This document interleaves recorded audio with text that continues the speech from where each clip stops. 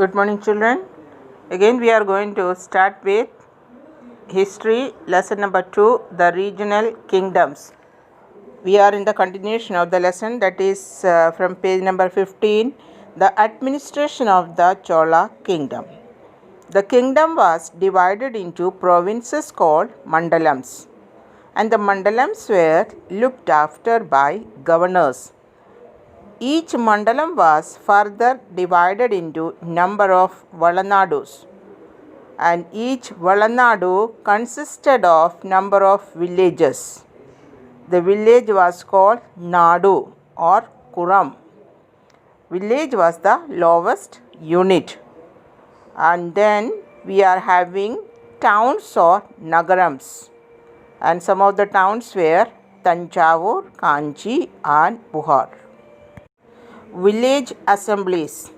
Local self-government was a special feature of Chola administration, and the villagers, they enjoyed freedom in looking after their own affairs. Each village had two assemblies. The first one is called the Ur, and the second is the Sabha. And the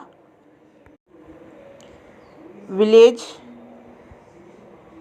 had two assemblies, Ur and Sabha.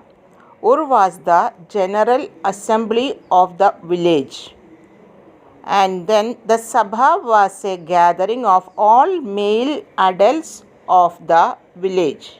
These assemblies formed many sub-committees. They look after the cultivation, calculation of the tax collection, settlement of dispute, sharing of water, then repairing of water tanks, irrigation, etc. Agrarian expansion in Tamil region. Agrarian means related with agriculture, and there were some developments in the field of agriculture. The first one was that lot of dry, barren and forest land was made fit for cultivation. And the second number is that irrigation facilities were extended to new areas. The agriculture was taken care of by the Chembils. Chola Chembils had obtained a lot of money through donations, and those was given to the and given and invested in agriculture. During the Chola period, there was a great growth in population that resulted the need of agriculture to feed an increased population. So the total area under cultivation was increased. Agriculture was given topmost priority by providing it with irrigation. Wells and tanks were constructed, and irrigation facility was improved. Water was also stored in the tank and released into the canals for irrigating the field.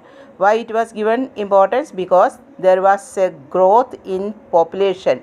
Increased population means increased demand for food. So it was the responsibility of the kings to increase the food productivity. For that purpose, more land was brought under cultivation, and the cultivation, for the purpose of cultivation, irrigation was also provided. During this period, there was improvement in trade also. The money that they got from trade was also largely invested in agriculture. This resulted in the growth of agriculture drastically. New philosophies and bhakti. Different bhakti movement arose during Chola period. Among them, Shankaracharya preached the Advaita, and Ramanuja also taught the religious movement. And there were so many reformers also. And all the religious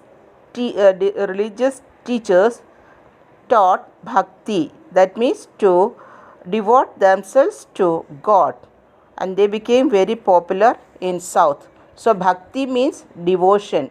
Different people came out with different ideas, like Shankaracharya is there, Ramanuja is there, and the Madhava is there. They have all got their own bhakti movement.